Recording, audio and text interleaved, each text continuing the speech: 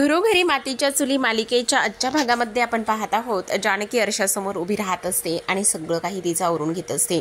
तेव्हा सायली तिच्याकडे येते आणि म्हणत असते, अगं झालं का आवरून, निघायचं आहे ना आपल्याला. तेवढ्यातच तिथे मकरंद आलेला असतो आणि मकरंद तयार होणाऱ्या जानकीचा व्हिडिओ चोरून इथे काढण्याचा तो प्रयत्न करत असतो. जानकी आणि त्याचबरोबर सायली दोघीजणी सुद्धा आता मुळशीला जाणार असतात, कारण सायली ही इथे जानकीला सोडवण्यासाठी निघालेली असते. तर दुसऱ्या बाजूला काल आपण पाहिलं होतं की सयाजी आणि त्याचबरोबर ऋषी हे दोघे समोरासमोर आलेले असतात. खरं तर आता इकडे वाट अडवलेली असते, ती म्हणजेच इकडे सयाजीने.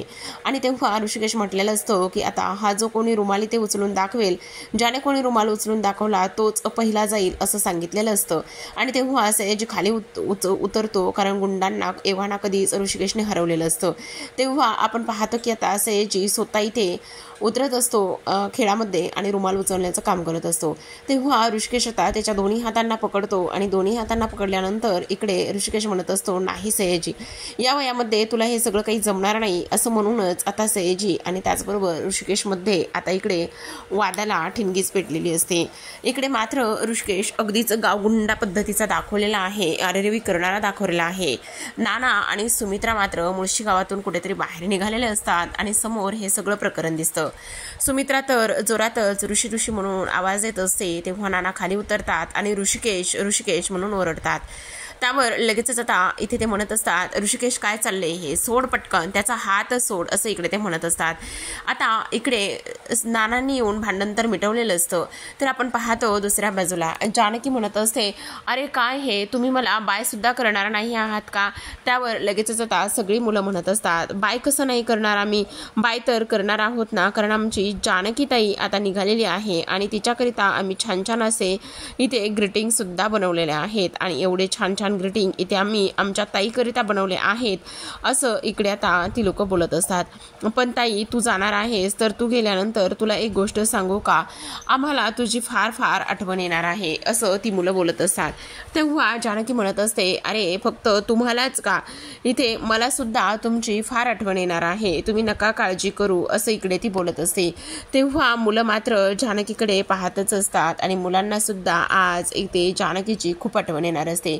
जानकी म्हणत असते, हो रे पिल्ल्यांनो, मला सुद्धा खूप आठवण येणार आहे. त्यावर इकडे मुलं म्हणत असतात, पण जानकी ताई, तुला एक गोष्ट सांगू का, तू बनवलेल्या त्या सगळ्या गोष्टी मला इथे आठवणार आहेत. त्यावर जानकीच्या डोळ्यामध्ये पाणी आलेलं असतं आणि जानकी म्हणते, हे बघा, तुम्ही अजिबात नका काळजी करू, सगळं काही व्यवस्थित होईल आणि सगळ्या गोष्टी इथे आपण इथे ज्या पद्धतीने करणार आहोत त्याच पद्धतीने सगळं काही होणार आहे. आता मग ती म्हणते, मी इथे कशासाठी चाललेली आहे बाहेर, तर फक्त आणि फक्त इथे काही काम आहे ना, म्हणूनच मी इथे बाहेर चाललेले आहे.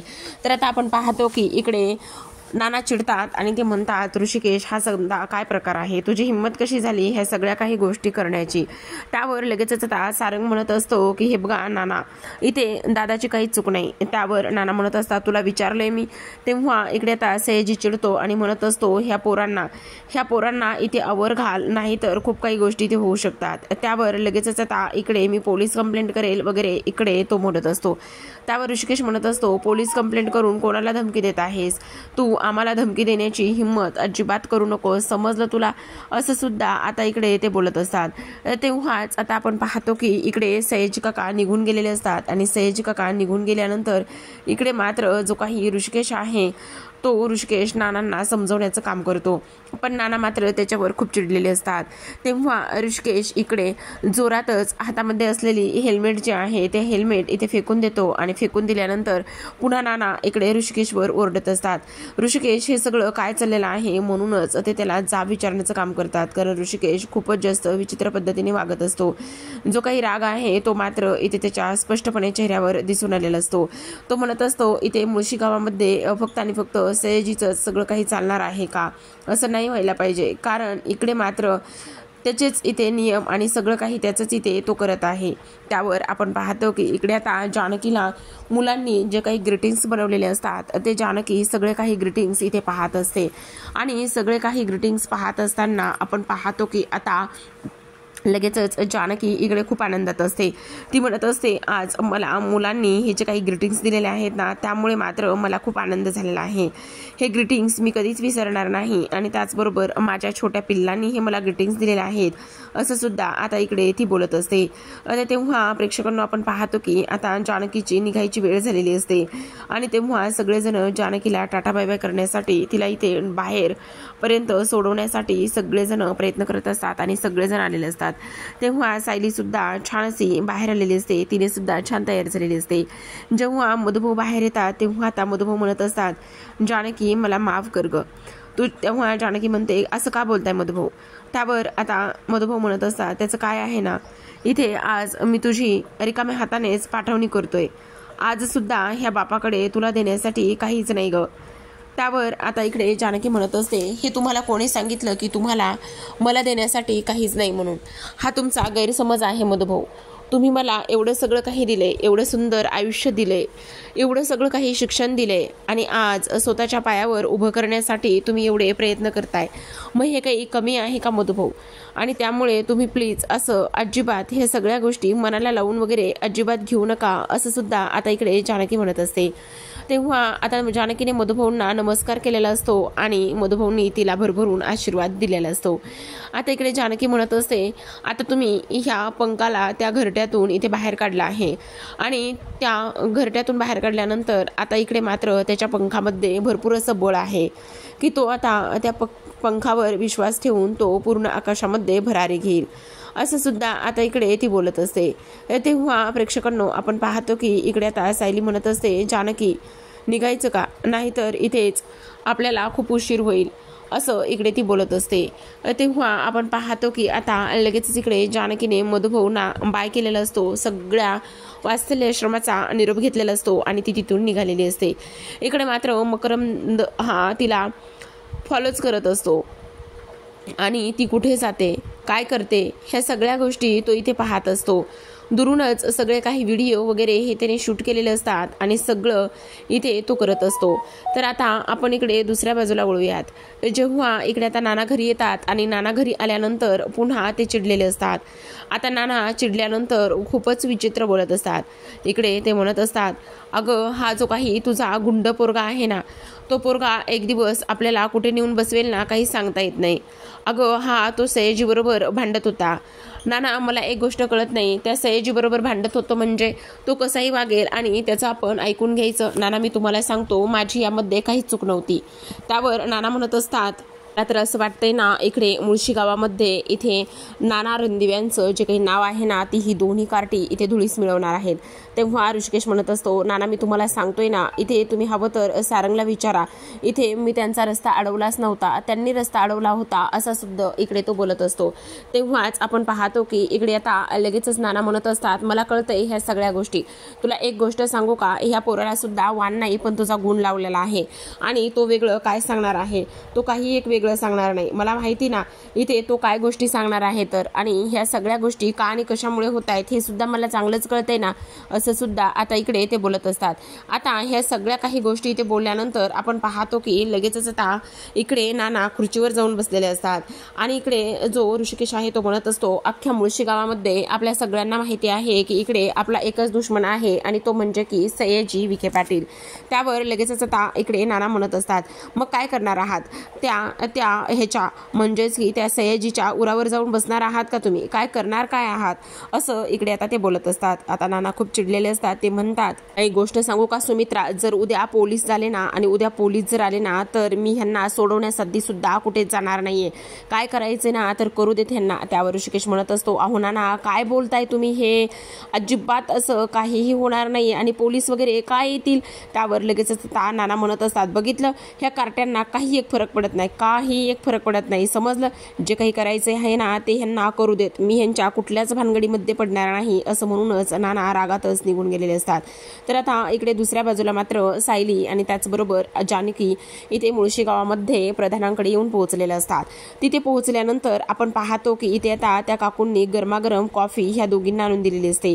तेव्हा जानकी म्हणत असते, काकू खरंच खूप छान वाटलं तुमच्या हातची कॉफी घेतल्यानंतर, आज खूप आनंद झालेला आहे.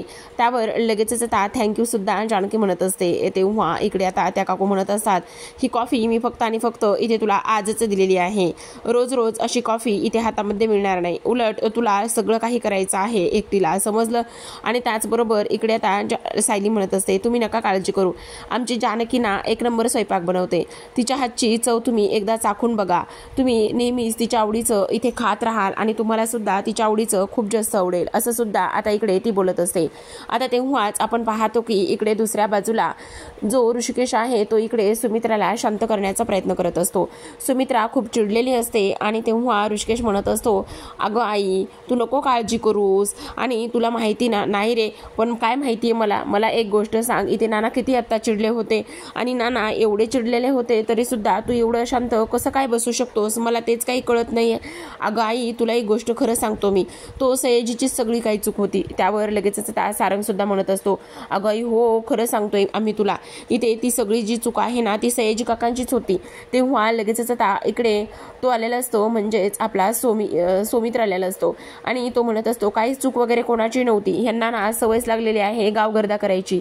तेव्हा लगेचच आता इकडे तो म्हणत असतो, आला वकील आला असं म्हणून आता सारंग इथे सुमित्राला समजावण्याचं काम करत असतो. अगं आई प्लीज हस ना गं, अशी काय करतेस तू, हसली ना खरंच खूप गोड दिसतेस. आई प्लीज ग हस ना गं, अशी काय करतेस आई, असं आता इकडे तो तिला बोलत असतो आणि समजावत असतो. तेव्हाच आता इकडे हस ना गं आई प्लीज हस ना, हसल्यावर खूप गोड दिसतेस, असं म्हणून आता त्या लोकांनी सुमित्राला फायनली हसवलेलं असतं. तर आता दुसऱ्या बाजूला मात्र ज्या काही प्रधान काकू आहेत त्या इकडे जानकीला रूल्स समजून सांगत असतात.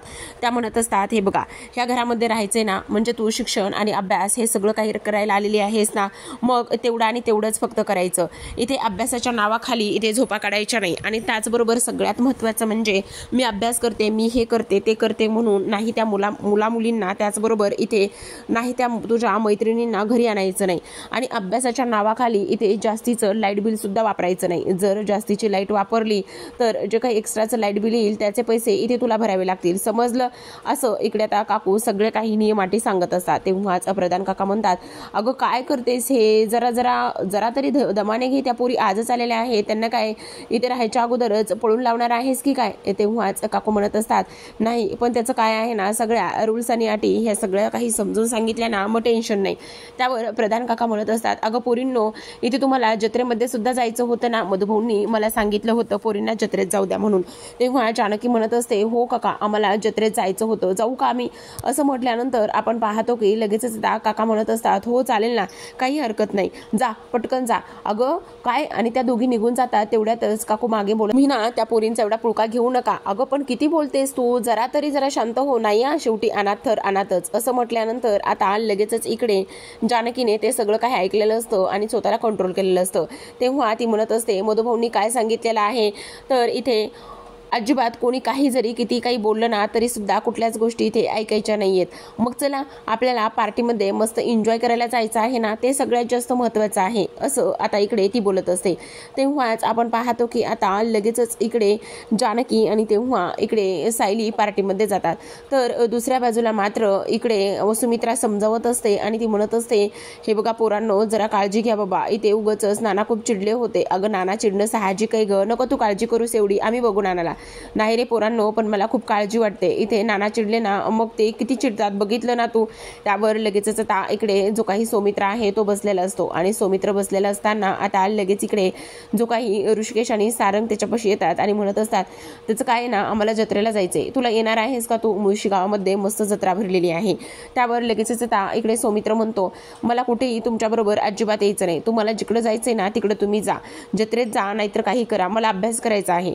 ठीक आहे तू तर पुस्तकी किडाच आहेस, जत्रेत जायचा आता आमचाच अधिकार आहे आणि आम्ही जत्रेमध्ये जाणार आहोत, तू नको काळजी करू, असं म्हणून आता लगेचच आपण पाहतो की इकडे चल सारंग, आता सारंग आणि त्याचबरोबर ऋषिकेश हे दोघे जण सुद्धा जत्रेमध्ये जाण्यासाठी निघालेले असतात. इकडे आता सायली आणि त्याचबरोबर जानकी सुद्धा जत्रेमध्ये येऊन पोहोचतात. इकडे दोघी जणी सुद्धा खूपच जास्त खुश असतात. जत्रेमध्ये खूप काही गोष्टी असतात आणि त्यामुळे त्यांचा आनंद मात्र गगनातच मावत नसतो.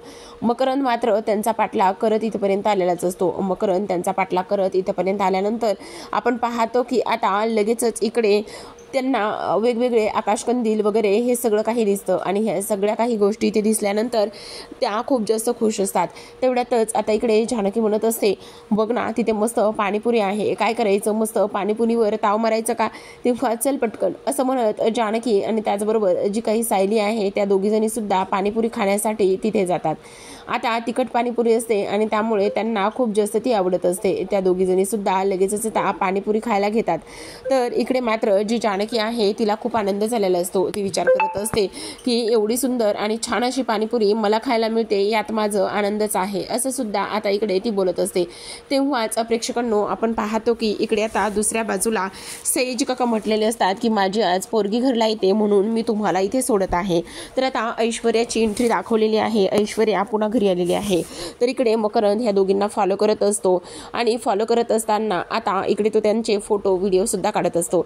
आता सयाजी काका तिथे आलेले असतात आणि तेव्हा इकडे ते ऐश्वर्याला म्हणतात, कशी आहेस ऐशू बेटा, तू आलीस, खूप आनंद झालाय बघ. त्यावर लगेचच आता इकडे जी काही आपली कावेरी आहे ती म्हणत असते, खरं तर तू आलीस ना तर बरं झालं, कारण आता ना इकडे जत्रा सुरू आहे, मला असं वाटतंय की तू जत्रेमध्ये जायचं असेल तर जाऊन या. त्यावर लगेचच आता ऐश्वर्या म्हणत असते, वाट जत्रा, कसली जत्रा, काय असते जत्रा. त्यावर इकडे लगेच सयाजी काका म्हणतात, अगं ती पोरगी कोणाची आहे आणि तू तिला जत्रेमध्ये वगैरे काय पाठवतेस. नाही हो तसं नाही, तिला काही गोष्टी इथे समजतील ना आणि म्हणूनच मी तिला इकडे जत्रेमध्ये पाठवण्याचा प्रयत्न करत आहे, तुम्ही सुद्धा तिला जा म्हणा ना. पण इकडे आता सयाजी काका म्हणतात, नाही माझी पोरगी कुठेही जाणार नाहीये, समजलं तुला.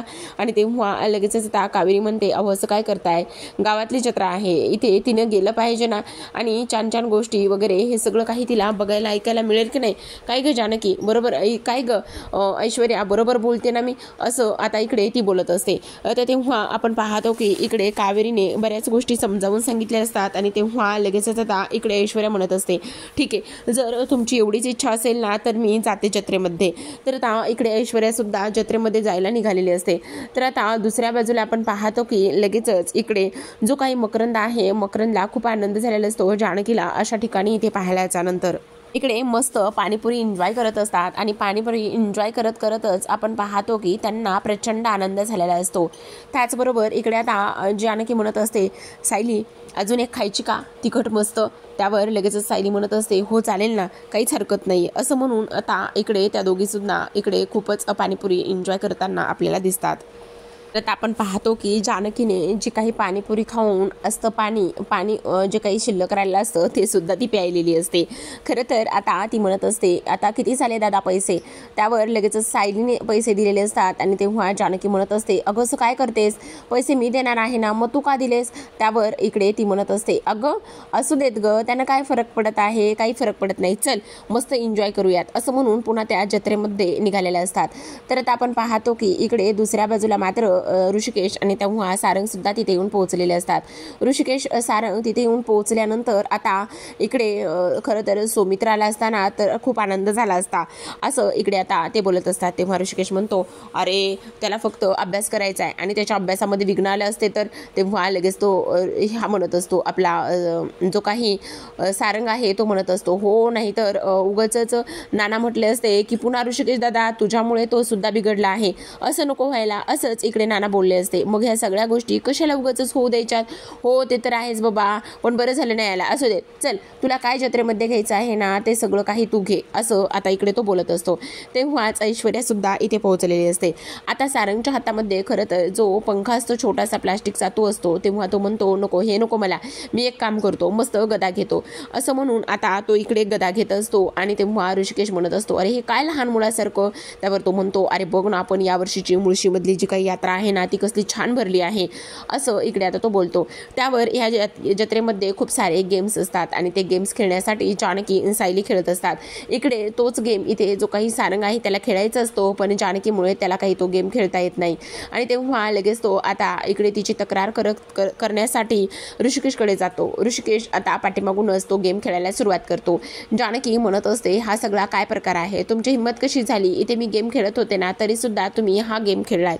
त्यावर तर इकडे तो म्हणत असतो, किती वेळचा एकच बलून फोडण्याचा तुम्ही प्रयत्न करताय, पण तुम्हाला कुठे ते जमतंय, हे घ्या तुमचं बक्षीस, असं म्हणून तो जानकीला बक्षीस देतो. खरं तर प्रेक्षकांना हा बरेच दिवस झाला प्रोमो चालू आहे, बहुतेक उद्या संपेल बरं का. तुम्ही काही बोर होऊ नका, कारण आता काय करणार, एवढे दिवस त्यांनी तो पुढील भागामध्येच दाखवलेला आहे.